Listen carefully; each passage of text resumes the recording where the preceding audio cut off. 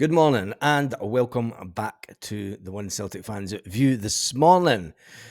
Well, yesterday was fun, wasn't it? We crossed over the 17,000 subscriber mark and I was highly excited about that yesterday. As always, thank you to everyone who has subscribed since. The next target is obviously 18,000 on the road to 20,000. That is the big target before October. I've pulled it forward from December. I want to get to the 20,000 before October. So anyway, moving on. There's lots of Celtic news this morning that I want to talk about, and also make sure you watch to the end of the video because it's quite a funny story about the Smurfs. You know the Rangers fans walked through Glasgow looking like the Smurfs just over a week and a bit ago, nearly 2 weeks ago now. There's a funny story that's emerged.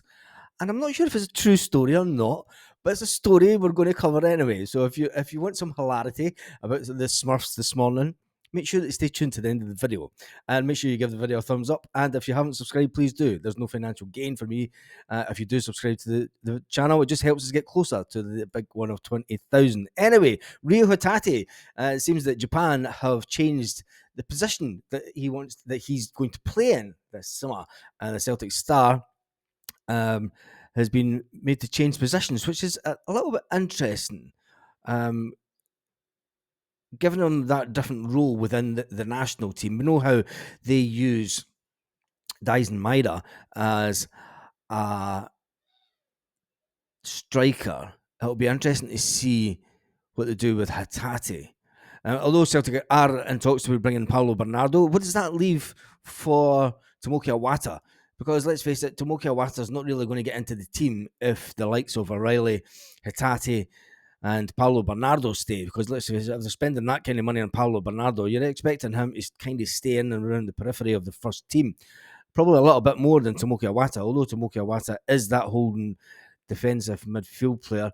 Is he as good as Callum McGregor? And I think that when the boss looks at the stats, you'll see that Callum McGregor plays that position, the defensive midfield player, a little bit better than Tomoki Iwata, unfortunately for Tomoki. But the captain does play that position. People do like to see Callum that little bit further forward, but I think that the manager will use Callum going into the sort of the highlight of his career, you could say. I think he'll use him similar to the way that Scott Brown was used in that position. Players like Paul Lambert in the past, Neil Lennon, etc. I think he will get used more in that position because he can read the game so well. I don't think Tomoki Iwata is at that kind of same level as Callum McGregor with being able to read the game and make sure that everything's working in order the way that Callum does. Anyway, the pictures about James Forrest. James Forrest is, if you remember, James Forrest was pictured rocking up with the national team with stuff in a bin bag. And him and Tierney just had stuff in bags, like they just came back from tea in the park. It's like they just rocked home after a festival, total madwell all weekend. And they turn up to the Scotland squad like that. Whilst players in other countries turn up with the designer gears and everything, and designer bags and their man bags and everything. We Jamesy Forrest just rocks up with a black bag as if he's just been completely smashed all weekend at tea in the park. And him and Tierney are just on a on a downer. They're away to play with Scotland or whatever that brings, because I don't think it's going to be a good tournament for Scotland. I've just got that funny feeling. Anyway, they faced Gibraltar on Monday night, and they were asked about the Baggate. Is it called Baggate? Can we call it Baggate? No, I'm not going to call it Baggate. Anyway, they just said, look, it was just their training gear. It's their training gear. There was nothing to it whatsoever. It was just their training gear. You know, we're just a couple of lads. We've never let our riches of the game spoil us. We're still the same wee Neds that ran about the town when we were wee. And it's fucking who needs a fancy bag to take your training kit in? It's going to get put in a bag when you're there. You'd rock it up in a black bag and off you go. Anyway, after spending last season on loan at Real Sociedad here in Spain, Kieran Tierney has had a lot of speculation. And I did say on the live last night that, look, I don't think that Kieran Tierney would be an ideal situation to come back to Celtic due to his fitness levels. And somebody said on the live, look, Cameron Carter-Vickers has not really been fit for a full season since he's been at Celtic. But we've got good cover for Cameron Carter-Vickers. Do we have really good cover for Tierney when if we're bringing somebody in for that position? You're wanting them to sort of be better than what we've got, and having to rely on the player that we do have. It's not really worth it. But anyway, Um, he has been speaking again, and he was talking about before. He says, "You never know in football. It's a connection that will always have somewhere. It might happen somewhere. I imagine it's always going to be linked. I'm always going to be linked with Celtic wherever I move away from any club. So you never know." He's been diplomatic. He's been totally diplomatic as always. Kieran Tierney. He is still contracted to Arsenal. I think he probably might move back to a team in Spain, and you never know. You never know. But anyway, it won't be one of the top two clubs. That's a fact. Joe Hart. There's been one blog running this morning saying Joe Hart was pictured on his Instagram back in the gym, and people found that strange. And well, it's not really, because if you look at Scott Brown's Instagram, Scott Brown, even though he's retired, he is in the gym every week. But it said Operation Get Strong with Tom Short, 91, started. Let me know if you want to come with me. And I said, look, that to me is more like that he's going to go down the sort of online personal training route and to generate an extra income. He probably sees that as an outlet for him in the future. So I don't think that he's going to go for another team. He has retired from football. He will not want to go and play for another. He said it. He said, look, if you're going to go out on a high. Talking about the goalkeeping situation, it's all blended in wonderfully this morning, isn't it? That's what on form today. And remember, stick around for the Smurfs story, because it's a cracker. Trust me, it is an absolute corker. Anyway, Joe Hart has retired, and Celtic are still in the hunt for a new goalkeeper. There has been a goalkeeper, another one that has been asked about his link to Celtic. He says, "Look, I'm currently looking at my options. I'm not even going to name the because he's at QPR just now. We'll see what happens in the next few weeks. I want Celtic to just go about their business quietly. You know, I think Celtic will pull a goalkeeper out of the bag that none of us are really looking at. And I want it to get it done quick. And I want it to get done before players come back for training. I know it is a short window this summer before the players are back. I'm not going to add to the speculation. I mean, we can keep talking about a different goalkeeper every day. But this goalkeeper, he has been asked about it, obviously. And he said, look, currently, if he's looking at his options, fuck him off. I don't want players.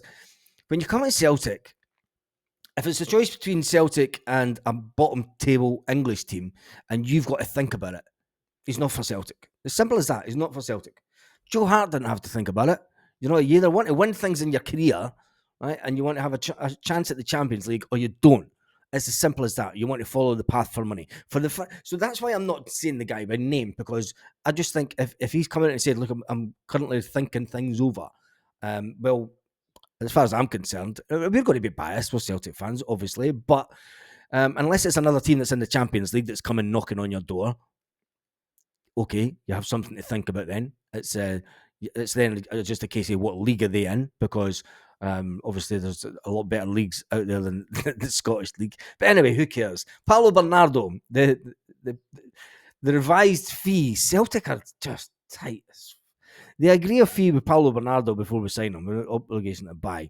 And he has had a fairly successful season, and he'll always be remembered for the man that set up the goal for the Scottish Cup final. Now, he's cemented his place in history for that, even though it was Big Adam Idah that scored the goal. If it wasn't for Paulo Bernardo grabbing the game by the scruff of the neck in midfield, the way that he did, the way that he took on a Rangers player and got up the field and took a shot from outside the box, which hadn't really been happening during the game from our midfield players. And I think he will always be remembered for that. And I think as a player at his young age, he is a player that can only get better. You can understand why the manager wants to get him. But the fact that the powers of be at Celtic have went in with an offer around about 3.5 million up front. And went in with 3 million up front with another $500,000 in add-ons to be structured. So they're basically trying to get him for half the price that we said we would buy him for. Now, would we accept that for a player that was going out on loan? I just think it's Celtic. Just don't fuck around. You do this too many times. You do it too many times, Celtic. and we've lost out on players because of it. I don't really want to lose out on Paulo Bernardo. I, I think he is a player that can grow in stature. I think he's a player that's maybe struggled with the whole coming to Scotland the first season, but it's just a nightmare. It's just Celtic again, again, and again. They do it so many times, and it's just, come on, we've got the money in the bank. Just pay the money for the player, pay the going rate, get him in the door, and get the deal done and dusted, so we can all settle down. And it's like, anyway, we move on for that. There's quite a few publications talking about the fact that Celtic are trying to do one over Benfica, because let's face it, that's all it is. We're just trying to do one over Benfica, isn't it? Anyway, let's get to the and finally moment. You know what's coming. You know what's coming. A few weeks ago, the Scottish Cup final, the Glasgow Rangers decided to maraud around. Well, it wasn't. It was the Union Bears, who have now been renamed the Smurfs. The Union Bears, who are now known as the Smurfs, you never call them the Union Bears again. Never. They are the Smurfs, and they will be known formally as the Union Bears. It's like the Rangers. They're now Sevco, so they are now the Smurfs. So they'll probably want to kill me for this, but I don't care. But the Smurfs have been engaging in online battles and futuristic battles. It seems. I mean, when you look at the Smurfs, and there's quite a few that are not of great stature. You can see what they think they look like in their suits, and then now you could see what they actually look like. But it was brought to my attention, if there's an ultimate ultras battle in years to come, who would win the most famous battle of all? Would it be the Smurfs? Or would it be the Ewoks? And I'm going to give you a case for the Ewoks. The Ewoks have fought the powers of darkness before. The Ewoks took on Darth Vader and his army. And to be fair, the Ewoks kicked ass. The Ewoks kicked ass. So I put it out there to you this morning, Celtic fans. Who would win? Ewoks versus the Smurfs? This is the question. It is. It's the question this morning. Who would win? The Ewoks or the Smurfs? Tell me in the comments. And I just think it's fascinating that it's been spoken about. The Ewoks versus the Smurfs in 2026 or whatever. Who do you think would win? Ewoks versus Smurfs? And if you made it to this part of the video, at the end of the video, yes, we did do a poll yesterday. Yes, we did do a poll yesterday to see who was the better manager. Now, if you go onto the homepage and then you click along to the community tab and click on the community tab, you'll see the poll where I asked, thanks to Jimmy Boy 8935, you're going to be thinking, who was the better manager in recent times? And we're thinking about this as managers that came with high profiles and came to manage Celtic. So people are saying, where's Neil Lennon? Where's Ronnie Dyler? Where's... Anyway, I'm talking about managers that came with big egos and big history behind them on winning things. So we spoke about Martin O'Neill, Gordon Strachan, Rodgers and Ange. Martin O'Neill's way out with 60% of the votes so far.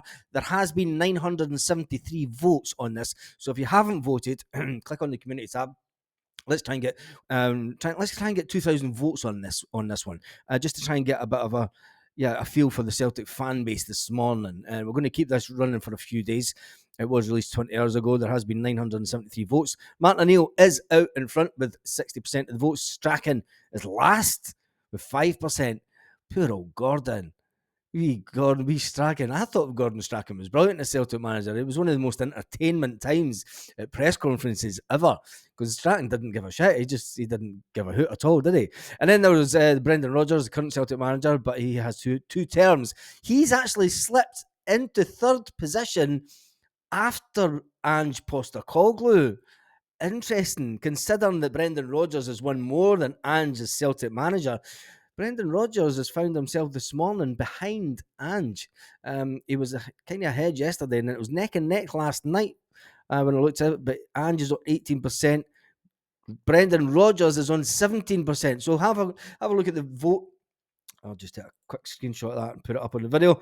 But then click on to the poll and see what you think and tell me your thoughts, Celtic fans all around the world.